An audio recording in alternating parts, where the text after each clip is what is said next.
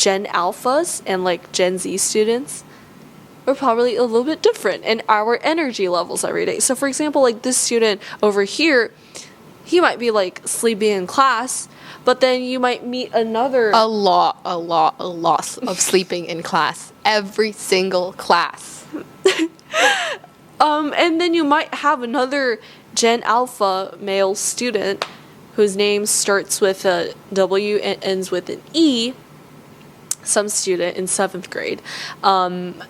Then their energy levels are very different, and if you treat like all those students in the same way, it's not going to work. Hi everyone. Hi. I'm Margaret. I'm Derek. I'm Marina. And today we're back with another And episode. together, we're Unit E. Yes. And we have to make that part of the intro in the future. So Restart. Hi everyone. I'm Margaret. I'm Marina. I'm Derek. And together we're Unit E.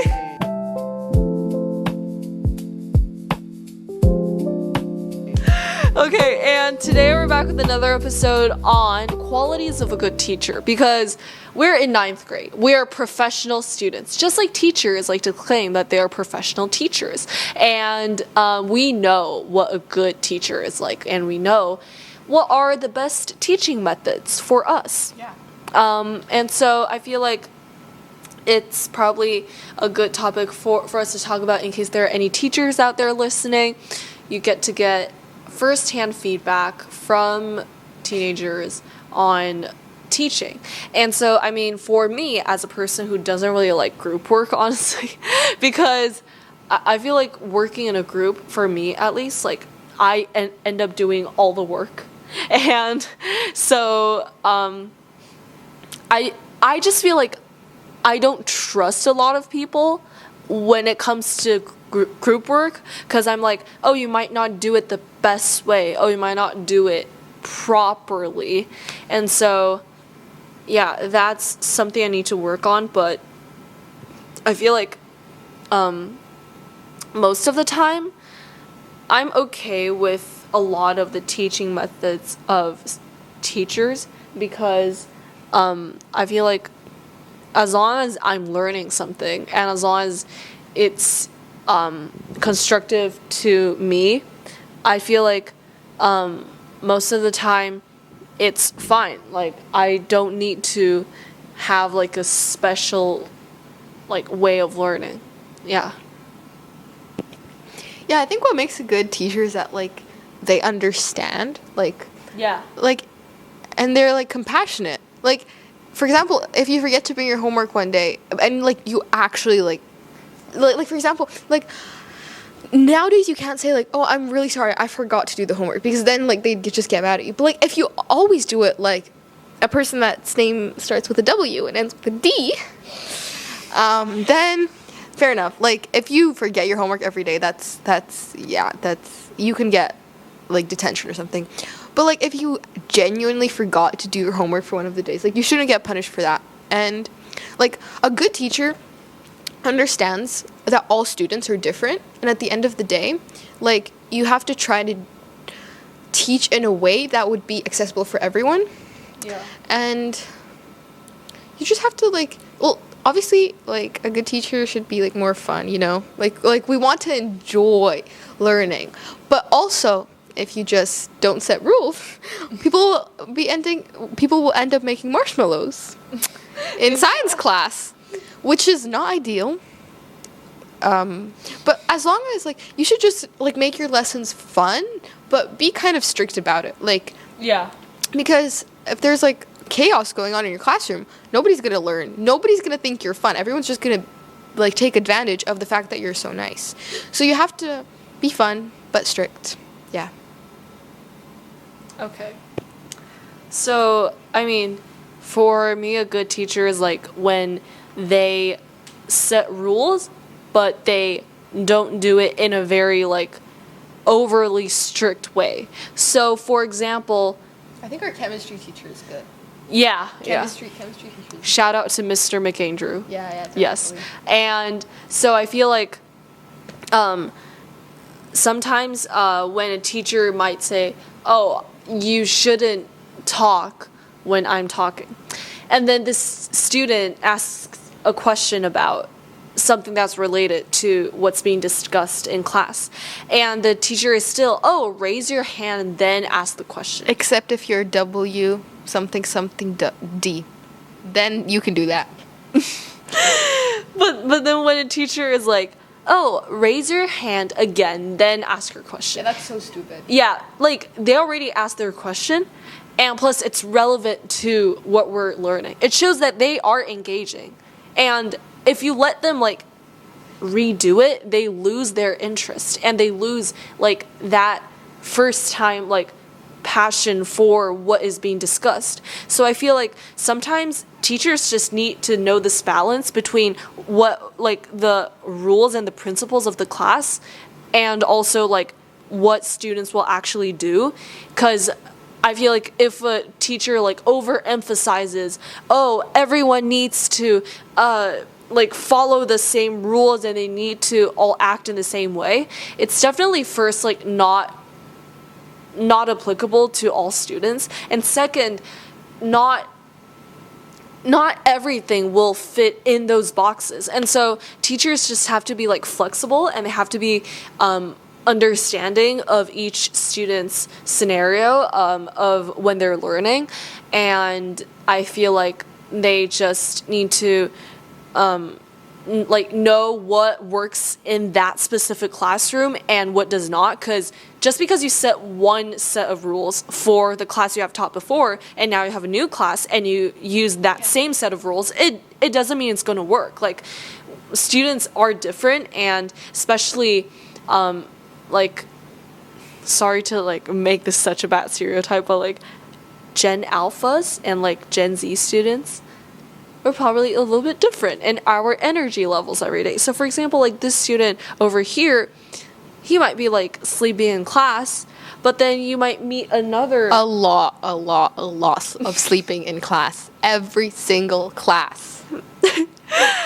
and then you might have another Gen Alpha male student whose name starts with a W and ends with an E, some student in 7th grade.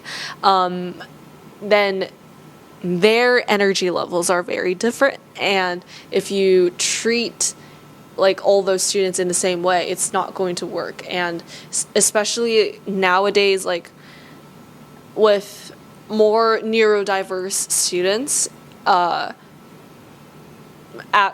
school, I feel like we just need to accept like the whole of the student and like not judge them based on just like one aspect of them, because there are some things that people can't choose and they can't control. And so if we use the same type of method for teaching and management, it's just not going to be effective for a lot of students. Yeah. Well, yeah. I feel like that's pretty much it. Like you just have to like adapt to the situation. If your students are one way, then you don't just like, then you think of a new way to make it fun and engaging and that they learn. Like for example, like I would say also our literature teacher is quite good at doing that. Yes. Even though we do kind of get sidetracked sometimes in our lessons. But like his lessons are like actually fun, and drama also, I would say so. Yeah. Like it's like strict but also fun. So like you want to learn. And, like, I feel like I learn a lot. But I also feel like I learn a lot in, for example, English class. And the English teacher is, like, she's really nice. She's really nice. But, like, her classes are really strict. But I kind of respect that. Like, it's her choice. But I do still feel like I learn the same amount in her class, like as I do in, for example, like, chemistry. Like the amount of like I learned the same amount. So it just depends on someone's teaching style, and like you just gotta try and see what works. And just be compassionate and like understand that like we're also like human, you know, we're still kids, like even teenagers, like we're kids. We cannot be like expected to. Well, we can be expected not to fall asleep during like class, because I think falling asleep in class is really disrespecting to the Yeah. teacher. Like, that's super disrespectful. Like, I feel like that's even more disrespectful than talking, which is like, I guess talking, like, sometimes, Well, if it's relevant yeah. to the topic, then yeah, but like, if there's actually a teacher watching this, which is kind of crazy, but just be nice to your students, because like we Yeah. also have like a lot of stuff to deal with outside of school, and like when we come to school, it is kind of like our second home, because we spend so much time here. Yeah. So if we don't like the environment here, like it really depletes our social energy. So you just be nice, be strict, but like not be strict, set boundaries, yeah, be nice, and just be you know, like you don't have to put on a fake personality for your students, because I feel like you can, like, people can really also see that. So you just be yourself, and if you actually really enjoy teaching, then I'm sure people will enjoy listening to you. Like, it's very, you can really see when someone is passionate. yeah. When someone is passionate about like what they teach, it's really interesting to listen to them. like our chemistry teacher. Like our chemistry teacher. Like, our chemistry teacher definitely loves chemistry. Yeah. But I couldn't really think of someone that's not really passionate about it. Also, our drama teacher. Our drama teacher is Yeah. super passionate about drama. Yeah. Like, I've never met anyone more passionate about drama than him. Yeah. Yeah. Yeah. But I also feel like it's very hard for teachers to like always come to school and always like be in the mode to teach, and always have the patience and have the compassion to students, because there just will be days that we don't feel like ready. Yeah. And well, I mean, it goes for students as well. Like, we also have a lot of subjects that we need to take. We also have a lot of work outside of school, family, and I feel like like both teachers and students have good days and bad days, and it goes for like all jobs out there. But like, I feel like we just need to be a bit more understanding, and know that just because someone else is having a bad day, that doesn't mean like it should affect you, because just because you're with them, but you're still a person who has a choice of letting others affect you or not having them affect you. So yeah, I feel like we just need to know what is like our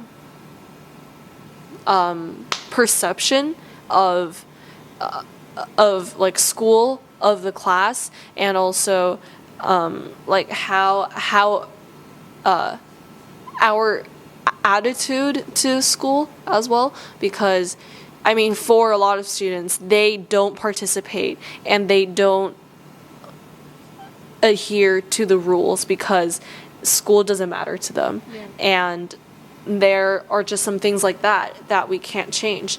Or we can, but it would just take a lot of mentorship and a lot of like changing like that person's beliefs about themselves. And it's possible, but it just will take a lot of time, and it takes a lot of understanding and a lot of like adjustment from the teacher as well. And so I feel like, yeah, we probably just need to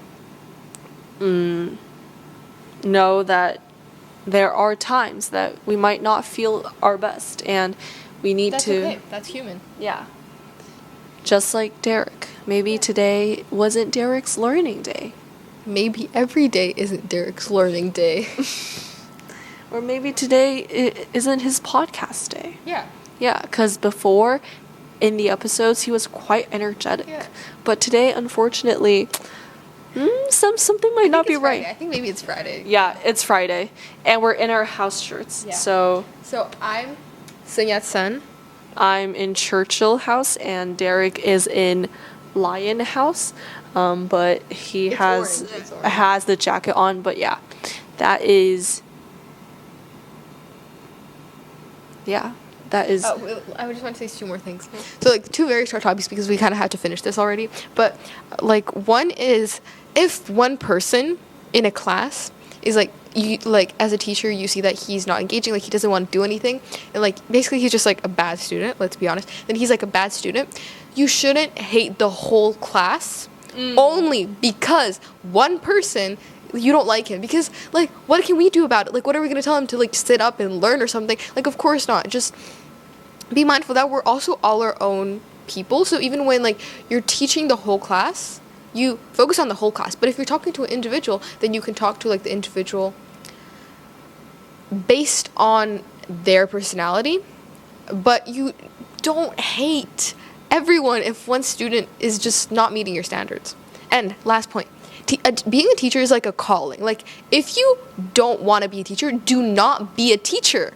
Do not be a teacher. If you're doing it just because you can't find any other job options, don't do it, because you're not gonna like it. You're gonna hate teaching these kids that, like, you think don't want to learn, and it's just gonna be horrible for the kids, for you. And it's not like it's like a very, very high paying job. So just try to find something else to do, because if you don't like teaching, then don't be a teacher, because it really is a call. Like, being a teacher is really hard.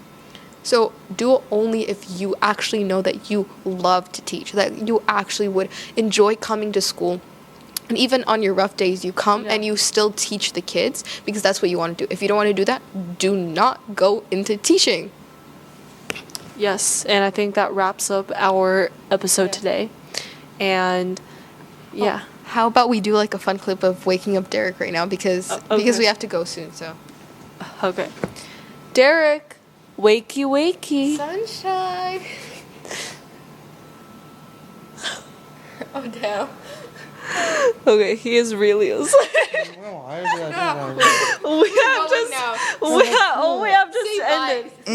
好困 Like a bit sleepy. Yeah. We're going now. We're going now. Going now. Bye bye. Bye. Bye. Like, subscribe, and ring the notification bell to not miss out on the next episode. Bye.